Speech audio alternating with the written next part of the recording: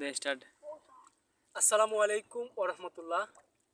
যে যেখান থেকে দেখছেন সকলকে জানাচ্ছি অপরন্ত এই বিকালবেলায় আমরা এসেছি সুনামগঞ্জ জেলার হাওর বেষ্টিত অঞ্চল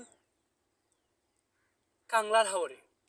এই হাওরে আজকে 3 দিন যাবৎ, মানে 3 দিন আগে ওই হাওরটা তেমন পানি ছিল না, কিন্তু টানা কয়েকদিন বৃষ্টি হয়েছিল অল্প ঠিকই, কিন্তু ভারতের ভারতের উজান উজান পানি এসে এই হাওরগুলা ডুবে যায়। তবে কৃষকের কোনো ক্ষতি হয়নি, কারণ এই পানি আসার আগেই কৃষকেরা তাদের যে ধানগুলো ছিল এই জমিতে, এই ধানগুলো তারা বাড়িতে নিয়ে গেছেন।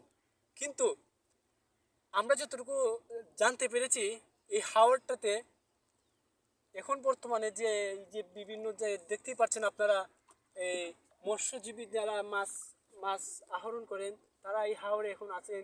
এই যে বিভিন্ন স্থানে জাল জাল টানিয়ে রাখছেন মাছ মারার জন্য, মাছ ধরার জন্য। কিন্তু এই এই হাওরটাতে এখন যারা মৎস্যজীবী মাছ জীবিকা নির্বাহ করে তাদের সংসার চালায়, তাদের এখন ফায়দা হবে। কিন্তু অন্যদিকে যদি আমরা যাই, গ্রামের গ্রামের ভিতরে যদি আমরা যাই, গেলে দেখতে পারবো এই বন্যায় মানুষেরও ক্ষতিগ্রস্ত হয়েছে। তবে সেই রকম ক্ষতিগ্রস্ত হয়নি, টুকটাক মানুষের ক্ষতিগ্রস্ত হয়েছে, কারণ বন্যাটা এখনো তেমন বড় হয়নি। কিন্তু আশার আলো আমরা দেখছি আবহাওয়া অধিদপ্তরের বার্তা অনুযায়ী। আগামী আবহাওয়া অধিদপ্তরের বার্তা ছিল 1 তারিখে পানি কমবে এবং বৃষ্টি বৃষ্টি থাকবে না। ঠিক 1 তারিখ, আজকে শনিবার, আমরা সকাল থেকেই দেখতে পাচ্ছি, মানে গতকাল শুক্রবার থেকেই আমরা দেখেছি রুদ্র উঠে গেছে। কিন্তু রুদ্র উঠে গেলেও আজকেও আবহাওয়া প্রচুর সুন্দর। এই মনমুগ্ধকর হাওরের এই পরিবেশটা আপনারাই দেখতেই পাচ্ছেন। কিন্তু বড় দুঃখের একটা কথা হচ্ছে, আজকে বৃষ্টি নাই, কিন্তু পানিটা প্রবল বেগে বাড়ছে। কারণ ভারত থেকে চলে আসা পানিগুলা যখনই এসে হাওরে ঢুকছে, পানি ততই বাড়ছে। ঠিক তেমনি হাওরে যেমন পানি বাড়ছে, তেমনি মানুষের আশঙ্কা পানি যেভাবে দ্রুত গতিতে বৃদ্ধি বাড়তেছে, মানুষের বাড়িতে বাড়িতে পানিগুলো চলে যায়। তাই এই যে আমাদের এই হাওরটা, এটি সুনামগঞ্জ জেলার একটি বিখ্যাত বড় হাওর, কাংলার হাওর। এই হাওরে সরকার কোটি কোটি টাকার প্রত্যেক বছর একটি বাঁধ নির্মাণ করেন, কিন্তু এই বাঁধটা নির্মাণ করলেও পানিগুলা এর বাঁধ অতিক্রম করে মানুষের বাড়িতে চলে যায়। মানুষের যে একদিকে যেমন মানুষের লাভবান হবে যারা মাছ আহরণ করেন, ঠিক অন্যদিকে যারা বসবাসকারী মানুষের গৃহজীবী তাদেরও একটু ক্ষতিগ্রস্ত হতে পারে। এই মনমুগ্ধকর পরিবেশ, আবহাওয়া অতুলনীয় সুন্দর, আপনারা আমাদের সাথে উপভোগ করুন। দেখুন এই হাওর অঞ্চলের মানুষের বন্যা কবলিত, বন্যার সময় মানুষের বিভিন্নভাবে ক্ষতিগ্রস্ত হয়ে থাকে। রাস্তাঘাট ভালো থাকে না, যোগাযোগ বিচ্ছিন্ন হয়ে যায়, বিদ্যুৎ থাকে না। ঠিক কত নানান নানান চিন্তার মধ্যে থাকতে হয় এই বন্যা হাওর অঞ্চলের মানুষের। আর যারা যারা বিভিন্ন শহরাঞ্চলে বসবাস করেন, তারা মূলত গ্রামের এই সৌন্দর্যটাকে উপভোগ করতে পারেন না। অন্যদিকে এই এই হাওর অঞ্চলের মানুষ উপভোগ করে তেমনভাবে তাদের ক্ষতিগ্রস্ত হয়। আপনারা যদি দেখেন, এই যে পার্শ্ববর্তী একটি গ্রাম, এখানে আর যদি 3 মিটার পানি বেড়ে যায়, তাহলে এই গ্রামটা তলিয়ে যাওয়ার সম্ভাবনা আছে।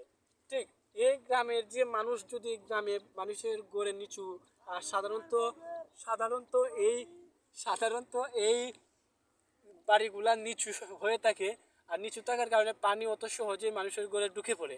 ঠিক এখন এই মানুষগুলা যখন বড় বন্যা হয়, আমরা দেখেছি বিগত 2022 সালের বন্যা, 2021 সালের বন্যা, আমাদের অভিজ্ঞতা আছে।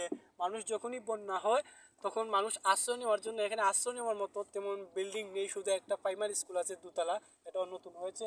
আর আমাদের ঠিক পার্শ্ববর্তী আমার নিজের গ্রাম, যে এইটা দেখতেই পাচ্ছেন, এখানেও খুব নিচু, পানি অতি সহজেই পানি মানুষের বসবাসযোগ্য স্থানে ঘরে ঢুকে পড়ে। তাই সতর্ক থাকা আমাদের সকলের প্রয়োজন। যেভাবে বন্যা থেকে আমরা সতর্ক থাকতে পারি। আর এই মনমুগ্ধকর হাওরে, বিশেষ করে আমাদের এই সুনামগঞ্জের হাওর অঞ্চল, আমরা সুনামগঞ্জের হাওর অঞ্চলের মানুষ, আমরা হাওর অঞ্চলেই বড় হয়েছি। আর হাওরের সৌন্দর্যটা বিকালবেলা চমৎকার একটি দৃশ্য, যা আপনারাই দেখতেই পারছেন এই দৃশ্যগুলা কেমন সুন্দর হয়। আমাদের পাশেই একটি কাঙ্ক্ষিত একটি বিদ্যা প্রতিষ্ঠান আছে, যার নাম মুজিবুর রহমান মানিক সোনালী নূর উচ্চ বিদ্যালয়। এখানেও মানুষ, এটা মূলত একটি ভবন আছে, বন্যা আশ্রয় কেন্দ্র। এখানে মানুষ যখনই বন্যায় ক্ষতিগ্রস্ত মানুষের ঘরের বাড়িতে পানি ঢুকে যায়, মানুষ তখন এই বিল্ডিংয়ে এসে আশ্রয় নেওয়ার মতো, একটু স্থান নেওয়ার মতো জায়গা পায় মানুষ। আর এই অঞ্চলে প্রায় 60টি গ্রাম আছে। এই 60টি গ্রামের মধ্যে এই ভবনটাই হচ্ছে একমাত্র ভবন, যা উঁচু ভবন, যা মানুষ দুর্যোগের সময় এখানে আশ্রয় নিতে পারে। তাই যেভাবে মানুষের বাংলাদেশ সরকার মাননীয় প্রধানমন্ত্রী জননেত্রী শেখ হাসিনা হাওর অঞ্চলের মানুষকে তিনি এই স্মার্ট করতে, এই শহর এবং গ্রাম এটার মধ্যে কোনো পার্থক্য থাকবে না, এটার স্লোগানে মাননীয় প্রধানমন্ত্রী জননেত্রী শেখ হাসিনার বিভিন্ন বাজেট অনুদান ত্রাণ তহবিল থেকে এই হাওর অঞ্চলের মানুষের জন্য আগাম কিছু প্রস্তুতি নেওয়া বা দরকার, সবসময় রাখার দরকার, যেভাবে বন্যা পরিস্থিতি মোকাবেলা করতে পারে, মানুষগুলো স্বচ্ছন্দে ঘুরে আবার ফিরে যেতে পারে। আপনারা দেখুন এই হাওরের বৈচিত্র্যময় এই খুব বিকালবেলার, উপরন্ত বিকালবেলার সেই মন মুগ্ধকর আবহাওয়া, আমি আপনাদের পাশে আছি, দেখতে থাকুন।